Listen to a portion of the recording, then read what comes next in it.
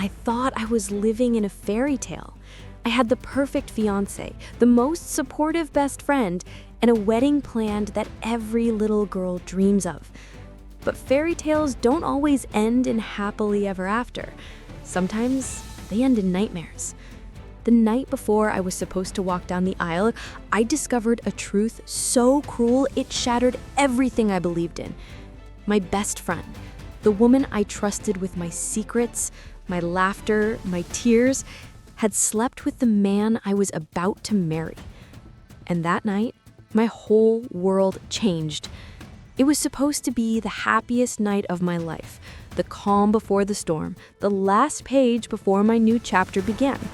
I remember sitting in my bridal suite, my white dress hanging in the closet, my veil neatly pressed, shoes polished, and waiting. Everything was ready. I should have been nervous in an exciting way, like butterflies dancing in my stomach, but instead there was a knot, tight and heavy, twisting in my gut. Everyone told me it was normal. You're just a bride with pre-wedding jitters, they laughed. Even I told myself that. But deep down, I knew this wasn't normal nervousness. This was something else. My best friend, let's call her Anna, was supposed to be with me that night. She had been by my side through every single step of this journey. Dress fittings, cake tastings, even helping me write my vows. She was the sister I never had, the one person I thought I could trust more than anyone. And then there was Ethan. I met him at a friend's party. He wasn't the loudest guy in the room, but his presence was magnetic. He had that kind of smile, the one that made you feel like you were the only person in the world. From the very first night we talked, I felt something I'd never felt before. Safety. Like I could trust him completely. Our relationship blossomed quickly. Dates turned into weekends away, weekends turned into moving in together. And eventually, after 4 years of love and laughter, he got down on one knee in front of a crowd of strangers at our favorite restaurant and asked me to marry him. I said yes through tears of joy, my hands shaking as he slid the ring onto my finger. It wasn't just about marrying him. It was about building a future together, a family, a forever. Anna was the first person I called after the proposal. She screamed so loud I had to pull the phone away from my ear. She said, "Finally! I was starting to think he'd never ask. You two are perfect together." And in that moment, I believed her. The wedding planning began, and Anna was by my side through all of it. We laughed while trying on dresses, we argued over cake flavors. She even helped me pick the flowers. She called herself my co-bride, joking that this wedding was as much hers as mine. I loved that. It made me feel even more secure knowing I had both Ethan and Anna walking with me into this new chapter. But looking back, there were signs, subtle ones. Sometimes when Ethan made a joke, I noticed Anna laughed just a little too hard. When we were all together, I caught their eyes meeting longer than necessary. And once, late at night, I saw his phone light up with a message from her. Just one word, "Hey." I brushed it off. They were friends too, right? Why shouldn't they text? Anna had been there from the very beginning of my relationship with Ethan. She was part of both of our lives. But something inside me whispered, tiny alarms I silenced because I didn't want to believe them. I told myself, don't ruin a good thing by being paranoid. I told myself Anna would never hurt me. Ethan loves you too much to ever betray you. I told myself, you're just nervous, that's all. And maybe that's what hurt the most later, that I silenced my own instincts. The closer the wedding got, the more those alarms grew louder. Ethan started working late more often. Anna seemed distracted when we were together, like her mind was somewhere else. I asked her once if everything was okay, and she smiled quickly, almost too quickly, and said, "Of course, I'm just stressed for you. Weddings are a lot." I believed her, because that's what you do when you love someone. You believe them, even when the truth is knocking on your heart. And so I carried on, smiling at dress fittings, practicing my vows, sending out invitations, pretending that everything was perfect. I told myself over and over, This is just what brides go through. These were just nerves. Tomorrow, it'll all make sense. Tomorrow, I'll marry the man of my dreams with my best friend by my side. But tomorrow never came the way I imagined. The days leading up to the wedding should have been filled with joy. Final fittings, rehearsals, dinners with family. It should have been the happiest blur of my life. But instead, I felt something shifting, something I couldn't explain. Ethan wasn't the same. At first, it was small things. He stopped calling me on his way home from work. He started spending more nights at the office, though his tone whenever he said it felt rehearsed, as if he'd practiced the excuse. When I asked how work was going, his answers were vague. Busy, tiring, nothing you need to worry about. Anna wasn't the same either. She'd always been my safe space, my sounding board. But suddenly, when I'd open up to her about Ethan's distance, she'd brush it off. All guys get cold feet before weddings, don't overthink it. Then she'd quickly change the subject, distracting me with centerpieces or playlist choices. Still, I couldn't shake the gnawing in my gut. At night, when I lay in bed alone, I replayed every detail in my head. Ethan's distracted eyes, Anna's nervous smile, the way they seemed to avoid being in the same room together when I was around, as if being too close in my presence might give something away. Once, I walked into the living room and caught Ethan hastily putting his phone down, his face pale. I asked, "Who was that?" He said, "Just work." But when I glanced at the screen, I swore I saw Anna's name flash before he locked it. My heart stuttered. My voice almost cracked as I asked, "Since when do you text Anna this late?" He frowned, defensive. "She was asking about decorations. You're being paranoid." I wanted to push, to scream, to demand answers, but instead I laughed it off nervously. Maybe I am being paranoid. Maybe it really was just decorations. I convinced myself to drop it, but I felt the walls of trust slowly crumbling, brick by brick. But yet, every time I thought about backing out or confronting them harder, I remembered how much I had invested in this wedding. The money, the planning, the time, the dreams. I told myself, this is just stress. Every couple fights before the big day. You're imagining things. But deep down, my instincts whispered louder than ever. Something is wrong. One night, a week before the wedding, I overheard Anna and Ethan laughing in the kitchen. I paused in the hallway, just out of sight, listening. The way they laughed, it wasn't normal. It was intimate, playful in a way that sent chills down my spine. I stepped into the room, pretending I had just walked in for a glass of water. They both stiffened. The laughter died instantly. Ethan rubbed the back of his neck. Anna busied herself with rearranging things on the counter. I asked her, "What's so funny?" She said nothing, too quickly. "Just something dumb." "Yeah," Ethan echoed. "Just a joke." Their eyes didn't meet mine. They didn't need to. I already knew. That night, lying in bed, I stared at the ceiling and whispered to myself, "Stop being paranoid. Tomorrow will be better. Tomorrow, you'll marry him. Tomorrow, Anna will stand beside you, smiling like she always has. Tomorrow will make all of this doubt disappear." But as I drifted into uneasy sleep, one thought echoed in my mind, chilling me to the bone. But tomorrow never came the way I imagined. The night before my wedding, I couldn't sleep. I thought it was nerves, the usual pre-wedding jitters everyone warned me about.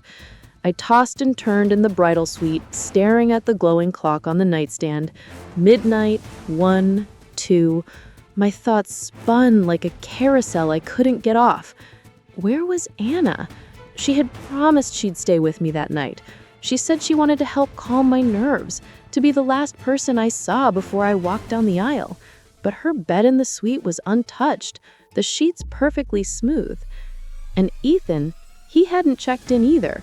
He was supposed to be at his bachelor party, but I hadn't heard a single word from him since the afternoon. My texts had gone unread, my calls unanswered. My heart started pounding harder with every passing hour. My stomach clenched with that same old feeling, the one I had silenced again and again.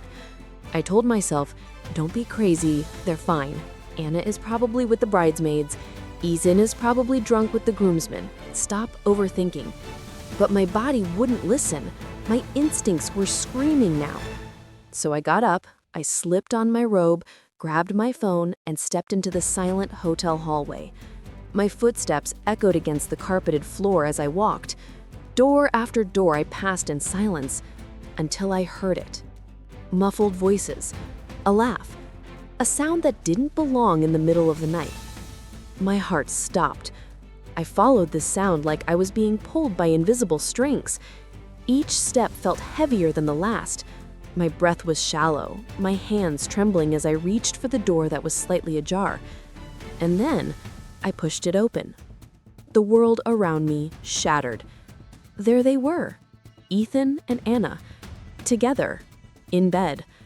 My fiancé, the man I thought I'd spend the rest of my life with, and my best friend, the woman I trusted with my soul. Their laughter died instantly when they saw me. Ethan's face turned white as a sheet. He scrambled to pull the blanket over himself, stammering, "It's not what it looks like." But the words sounded pathetic, hollow, cruel. Anna froze, her mouth opening and closing like she wanted to explain. But what explanation could there be? I couldn't move. I couldn't breathe. It was like the world tilted on its axis. I felt dizzy, like I might collapse right there on the hotel carpet. My mind raced with questions that didn't even make sense. How long? When did it start? Was it ever real with him? With her? Did they laugh at me behind my back? Did they whisper about me while lying in each other's arms? Tears burned in my eyes, but I didn't let them fall. Not yet. Instead, I whispered, my voice trembling, almost unrecognizable to myself. "Anna, Ethan, why?" Anna's eyes filled with tears instantly. She said, I don't know, it just happened. We didn't mean, I cut her off, my voice breaking. Didn't mean? You've been by my side since I was 12. You were supposed to be my sister. And you, turning to Ethan, who was sitting there, his head in his hands, silent, pathetic. You were supposed to be my forever. He finally looked up, his voice barely above a whisper. "I'm sorry." Sorry. That was it. Sorry. It hit me like a knife. Sorry wasn't enough to fix the ashes of my life scattered on the floor. Sorry wasn't enough to undo the image now burned into my mind forever. I staggered backward, gripping the doorframe as though it was the only thing keeping me from collapsing. My chest tightened, my lungs desperate for air that wouldn't come. I wanted to scream, to throw something, to demand answers.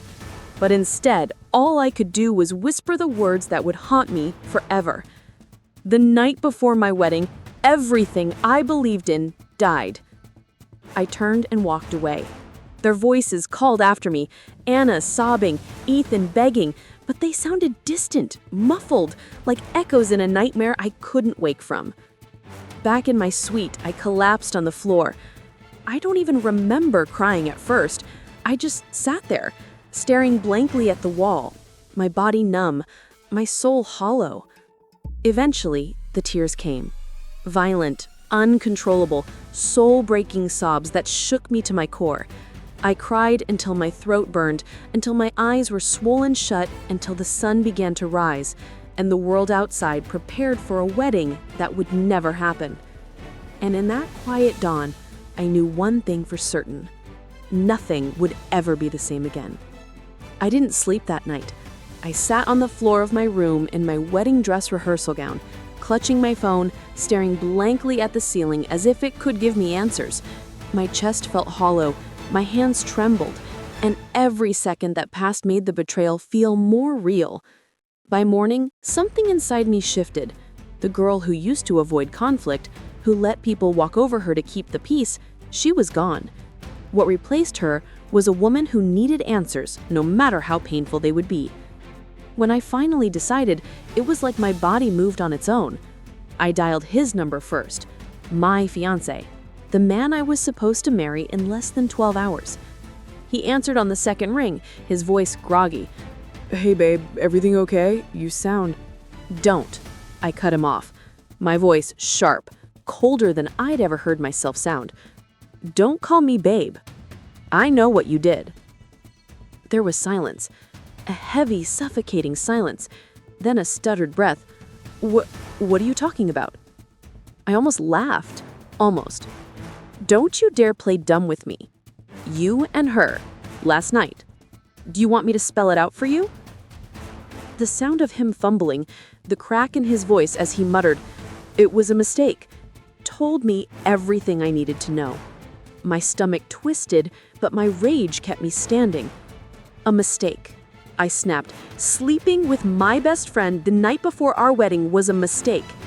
You were supposed to promise me forever tomorrow, and this is what you give me instead? He tried to speak, to explain, but every word felt like acid in my ears. I hung up. Not because I didn't want to hear more, but because I couldn't trust myself not to break down if I stayed on the line. But there was one more person who needed to face me. Her. The girl who knew every secret I'd ever had, who held me through breakups, who swore she'd never hurt me. And when I walked up to her apartment, my legs felt like lead. She opened the door with puffy eyes, like she hadn't slept either. The moment she saw me, her face crumbled. She said, "Please, let me explain." I stared at her, and all I saw were the nights we stayed up laughing until sunrise, the times she called me her sister, and now she was just a stranger who wore her guilt like a mask. Explain? My voice shook, not from weakness, but from fury. Explain? How could you do this to me? To us? You knew how much he meant to me. You knew what today was supposed to be, and you, my voice cracked. You were supposed to be my maid of honor, my sister, my safe place. She covered her face with her hands, sobbing. I was drunk. I wasn't thinking. He came over and one thing led to another. I swear it didn't mean nothing. I repeated, my voice rising. Nothing? You destroyed my wedding, my relationship, my trust, and you're telling me it meant nothing. For the first time in my life, I didn't hold back. I didn't cushion my anger to protect someone else's feelings. I let it out, raw and burning. I gave you everything, I shouted, tears finally spilling down my cheeks. My trust, my loyalty, and you stabbed me in the back the night before the biggest day of my life? Do you even realize what you've taken from me? She tried to reach for me, but I stepped back. Her touch, once comforting, now felt poisonous. My heart was breaking, but my decision was already made. I don't care how sorry you are, I said, my voice steadier than I felt. You don't get to be in my life anymore. Neither of you do. And with that, I walked away. Every step felt like dragging a boulder behind me. But with each step, I also felt something else, something I hadn't expected. Strength. Strength in knowing that sometimes walking away isn't weakness, it's survival. But as I closed the door behind me and leaned against it, one thought cut through everything else, leaving the section hanging in suspense for what I'd do next. If my entire future had just been shattered in one night, what would I build in its place? When the dust settled, silence filled the spaces where their voices once lived. My phone stopped buzzing. No more apologies, no more desperate explanations. Just quiet. And in that quiet, I faced the reality. There would be no wedding, no vows, no best friend speech. Everything I thought I'd have in the morning was gone by nightfall. At first, I thought the silence would kill me. The dress still hung in my closet, untouched, mocking me. The flowers I had picked with such excitement still sat in vases, their fragrance now bitter. Every little detail of my dream day turned into a cruel reminder. But then something unexpected happened. The silence became my shelter. Without their voices clouding my head, I began to hear my own again. The first morning I woke up alone, I cried until I couldn't anymore. But when the tears ran dry, I noticed something. I was still standing. My heart was bruised, my trust shattered, but I was still breathing. That had to count for something. My mom found me sitting on the porch that day, staring at the horizon with swollen eyes. She didn't lecture me, didn't push me. She just placed a cup of tea in my hands and whispered, "Sometimes God removes people from your life because you couldn't see the truth yourself." Her words hit me hard. I had prayed for happiness, for love, for loyalty, and maybe, just maybe, the universe gave me truth instead. A painful truth, but one that saved me from binding myself to someone who never really valued me. Days turned into weeks. I deleted their numbers, I blocked them both on social media. I refused to let their excuses drag me back into the chaos. It wasn't easy.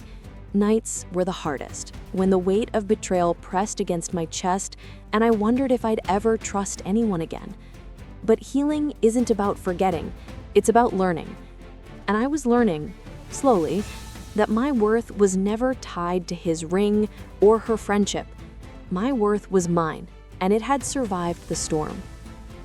One evening, I walked past the venue that was supposed to host my wedding. The lights were on, music drifting into the street from another couple's celebration.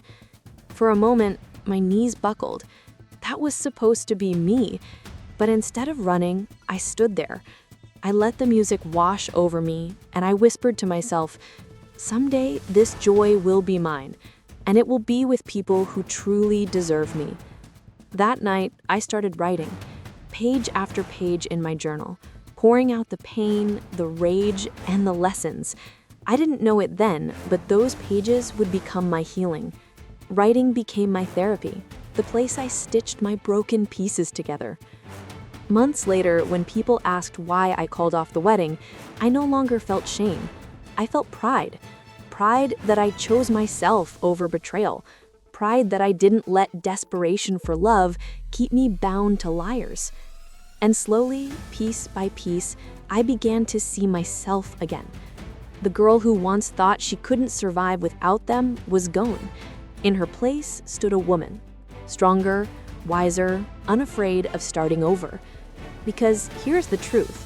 Sometimes losing everything you thought you wanted is the only way to discover what you truly deserve. And me? I deserved better. Always had, always will. In the beginning, all I could think about was revenge. I'd lie awake at night imagining ways to make them feel the humiliation they put me through. I pictured crashing their little happily ever after with the truth, plastering their betrayal across social media, letting everyone see them for who they really were.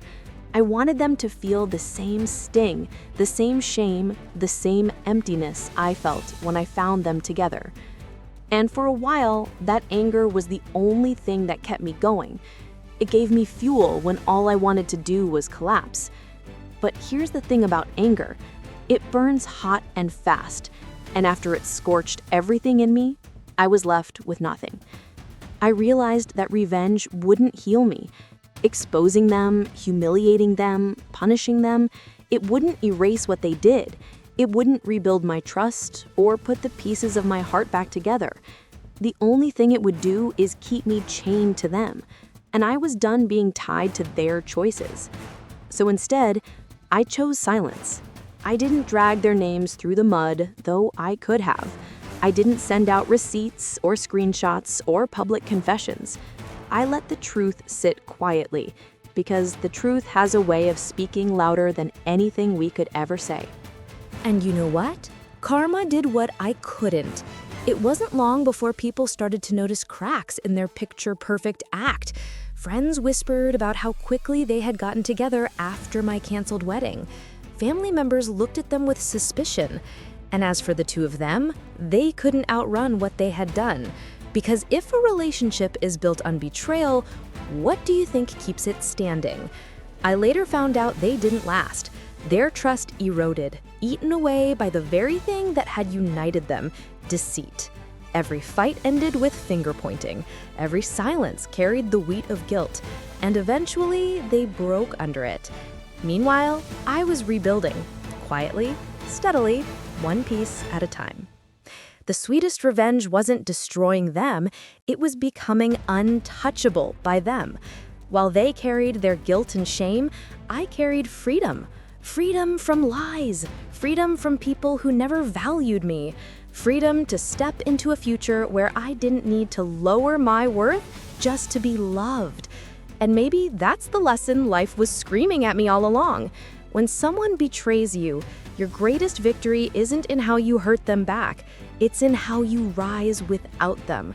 So no, I didn't get the revenge I thought I wanted. I got something better. I got myself back. If you've stayed with me through this story, then you already know the truth. Betrayal doesn't just break your heart, it breaks the version of you that trusted blindly. And as much as it hurts, maybe that's not the worst thing. Maybe it's the beginning of becoming someone stronger. For the longest time, I kept asking myself why. Why him? Why her? Why me? But I realized the answers didn't matter. What mattered was what I did with the pain, and I chose to turn it into power. I learned that you should never ignore the little red flags, because those whispers of doubt are your soul trying to protect you. I learned that no amount of love or loyalty can make someone stay faithful if they've already decided to betray you. And I learned the most important lesson of all: my worth was never tied to a ring, a wedding, or a friendship. My worth has always been mine. Looking back now, I see it clearly. Losing them wasn't the end of my story, it was the beginning of finally living it. I didn't need to marry a man who could so easily betray me. I didn't need to cling to a friend who could stab me in the back. What I needed was me. So if you're listening to this and you've been broken, I want you to hear me. You are not what they did to you. You are not defined by the betrayal. You are defined by how you rise after it. Because healing isn't about erasing the past. It's about building a future where you are no longer controlled by it. And for me, the greatest revenge wasn't shouting or fighting or exposing them. It was smiling again. It was loving myself again. It was proving that they could take everything I thought I wanted, but they could never take me. So here I stand, not as a broken bride, not as a betrayed friend, but as a woman who survived, who healed, and who finally knows her worth. And maybe, just maybe, that's the real happy ending.